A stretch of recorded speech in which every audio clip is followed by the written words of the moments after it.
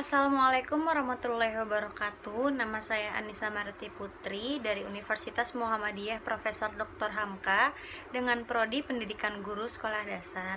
Dan pada hari ini saya akan memaparkan hasil proposal penelitian saya yang berjudul Pengaruh Model Pembelajaran Kooperatif Script terhadap hasil belajar siswa dengan aplikasi TikTok pada mata pelajaran Bahasa Indonesia materi membuat puisi pada siswa kelas 2 sekolah dasar.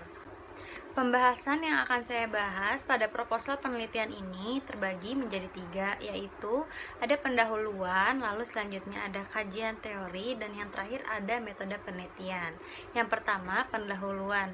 Nah, latar belakang dari penelitian saya ini yaitu model pembelajaran kooperatif script adalah model pembelajaran yang menekankan pada kerjasama antara siswa dengan siswa lainnya, membangun jiwa sosial yang baik, dikarenakan dengan model pembelajaran ini siswa dituntut untuk dapat bekerja sama dalam membangun suatu konsep atau dalam memecahkan suatu masalah.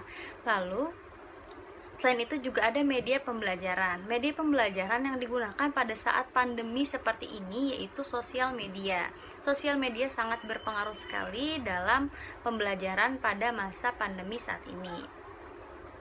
Sosial media yang digunakan yaitu aplikasi TikTok.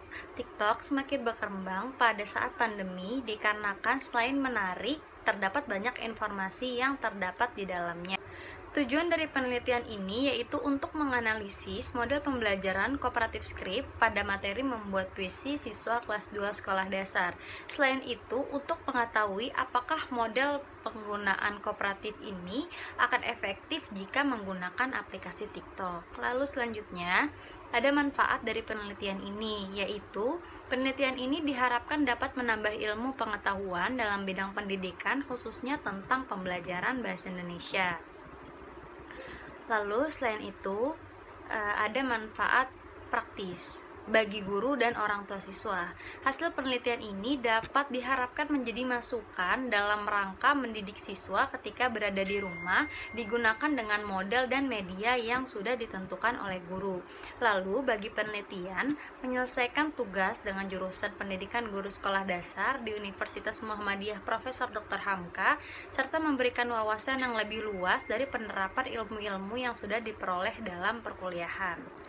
Lalu selanjutnya ada kajian teori. Yang pertama yaitu ada model pembelajaran. Model pembelajaran adalah prosedur sistematis dalam mengorganisasikan pengalaman belajar untuk mencapai tujuan belajar. Selanjutnya ada model pembelajaran kooperatif script. Model pembelajaran kooperatif script adalah suatu cara untuk meningkatkan kemampuan dalam menumbuhkan ide atau gagasan baru untuk mengembangkan dan meningkatkan pemahaman konsep. Dan selanjutnya yaitu ada sosial media. Sosial media dapat memberikan informasi secara fleksibel dan mempunyai pengaruh yang besar dalam kehidupan seseorang. Apalagi pada saat pandemi seperti ini, sosial media sangat berpengaruh besar dalam pembelajaran di sekolah. Lalu selanjutnya yaitu ada aplikasi TikTok. Aplikasi TikTok adalah salah satu bentuk menyajikan dan menerima informasi melalui tayangan video yang berdurasi 15-60 detik. Nah, pada aplikasi ini biasanya anak-anak sering sekali menggunakan aplikasi ini pada saat pandemi dikarenakan di dalamnya terdapat banyak informasi. Selain itu, aplikasi ini juga menyenangkan sehingga anak tidak bosan untuk belajar melalui aplikasi ini. Lalu selanjutnya ada bahasa Indonesia. Bahasa Indonesia adalah alat untuk berkomunikasi secara individual atau kolektif baik secara lisan maupun tulisan. Selanjutnya yaitu ada hasil belajar. Hasil belajar dapat didefinisikan sebagai proses perubahan sikap yang dilakukan baik secara individu maupun lingkungannya untuk mencapai tujuan pembelajaran. Dan yang terakhir ada hasil belajar bahasa Indonesia. Hasil belajar pada mata pelajaran bahasa Indonesia yaitu proses berkomunikasi antara individu baik secara lisan maupun tulisan dengan harapan untuk mencapai tujuan pembelajaran. Lalu selanjutnya ada penelitian yang relevan. Nah, yang pertama yaitu ada Tayeb 2017 dengan judul Analisis dan Manfaat Model Pembelajaran. Hasil dari penelitiannya yaitu Model kaitannya dengan pembelajaran yang biasa disebut dengan model pembelajaran diartikan sebagai kerangka konseptual yang melukiskan prosedur yang sistematis dalam mengorganisasikan pengalaman belajar untuk mencapai tujuan belajar tertentu dan berfungsi sebagai pedoman bagi para perancang pembelajaran dan para pengajar dalam merencanakan dan melaksanakan aktivitas pembelajaran. Lalu selanjutnya ada Melanie R. dan Sutarni pada 2016 dengan judul Penerapan Model Pembelajaran Kooperatif Script untuk Meningkatkan Hasil Belajar. Nah, penelitian ini dilakukan pada siswa kelas 10 salah satu SMK di Parongpong, Bandung. Terdiri atas kelas eksperimen yang menggunakan model pembelajaran kooperatif script dengan kelas kontrol yang menggunakan model pembelajaran konvensional. Dalam standar kompetensi, mengelola peralatan kantor kompetensi dasar memelihara peralatan kantor. Lalu selanjutnya yaitu ada Adawiyah dengan judul Pengaruh Penggunaan Aplikasi TikTok Terhadap Kepercayaan Diri Remaja di Kabupaten Sampang. Nah, validitas merupakan suatu alat untuk menguji kebenaran suatu instrumen penelitian. Pengujian ini untuk mengetahui sejauh mana fungsi variabel dapat bekerja. Ketika sesuatu dapat diukur, maka suatu instrumen dikatakan valid. Nah, lalu selanjutnya di sini ada kerangka teori. Kondisi awalnya itu guru kurang kreatif dan pembelajaran monoton. Lalu siswa sulit memahami materi dan hasil belajar siswa rendah. Selain itu belum menggunakan model pembelajaran kooperatif script dan aplikasi TikTok. Lalu selanjutnya itu melakukan pretest. Pretest dilakukan sebelum pembelajaran dimulai. Lalu tindakannya yaitu menggunakan model pembelajaran kooperatif script dan menggunakan media sosial aplikasi TikTok. Yang diharapkan pada kondisi akhir yaitu guru menjadi kreatif. Pembelajaran menarik dan menyenangkan karena menggunakan kooperatif script.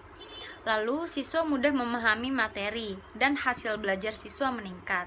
Selain itu menggunakan model pembelajaran kooperatif script dan aplikasi TikTok. Dan yang terakhir adalah melakukan post-test.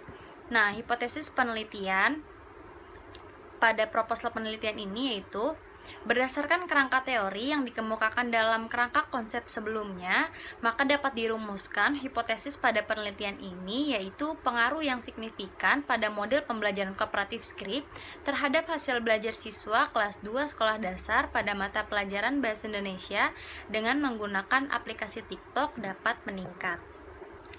Lalu selanjutnya ada metode penelitian. Di sini terdiri dari tujuan penelitian, tempat dan waktu penelitian, metode dan desain penelitian, populasi dan sampel, rancangan perlakuan, teknik pengumpulan data, teknik analisis data, dan hipotesis statistika.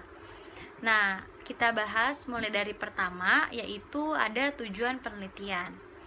Tujuan dari penelitian ini adalah untuk mengetahui ada tidaknya pengaruh model pembelajaran kooperatif script dengan menggunakan aplikasi TikTok pada hasil belajar siswa kelas 2 sekolah dasar. Lalu, tempat dan waktu penelitian ini dilaksanakan pada siswa kelas 2 di sekolah dasar swasta Madrasah Diniyah Al-Ikhlas Bekasi, Jawa Barat. Waktu penelitian ini dilaksanakan pada bulan Januari 2021, tahun ajaran 2020-2021. Lalu selanjutnya di sini ada metode dan desain penelitian. Penelitian ini menggunakan metode penelitian eksperimen. Metode ini untuk meneliti pengaruh dari suatu perlakuan tertentu terhadap gejala suatu kelompok tertentu. Data penelitian ini diperoleh dari 2 kelompok yang dikelompokkan menjadi kelompok kontrol yang diberikan pembelajaran dengan pembelajaran kooperatif script dan kelompok eksperimen yang diberikan perlakuan berupa pembelajaran dengan menggunakan model pembelajaran kooperatif script. Nah, di sini terdapat perbedaan antara populasi dan sampel. Populasi adalah seluruh data yang menjadi perhatian kita dalam suatu ruang lingkup dan waktu yang kita tentukan.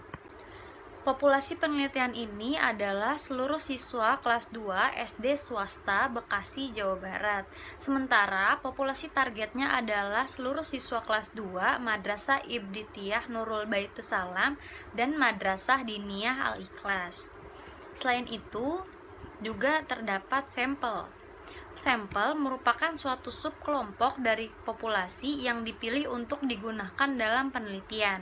Sampel pada penelitian ini menggunakan teknik cluster random sampling. Dikatakan cluster random sampling karena dalam pengambilannya terdiri dari 2 tahap. Lalu selanjutnya ada rancangan perlakuan. Rancangan perlakuan ini terdiri atas 3. Yang pertama yaitu ada materi pembelajaran. Materi pembelajaran yang digunakan pada penelitian ini adalah materi puisi.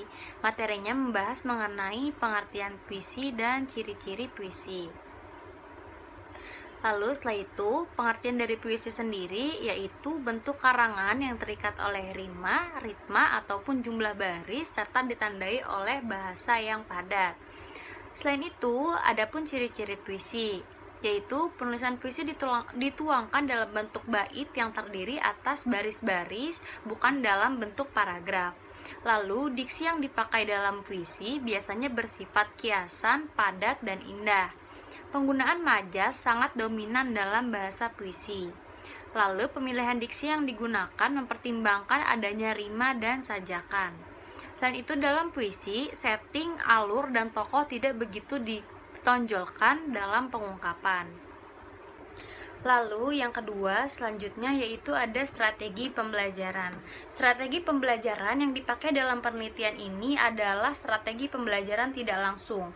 Strategi ini dominannya berpusat pada siswa sehingga guru bergeser perannya menjadi fasilitator, yaitu untuk lebih aktif lagi dalam mengekspresikan pengetahuannya sendiri. Strategi ini sangat cocok digunakan karena melihat situasi dan kondisi pada saat pandemi ini, yaitu belajar di rumah. Lalu, yang ketiga yaitu ada prosedur pembelajaran. Prosedur pembelajaran yang digunakan pada penelitian ini yaitu pada tahap pertama ada pembuka, lalu yang kedua ada inti, dan yang ketiga tentunya terdapat penutup.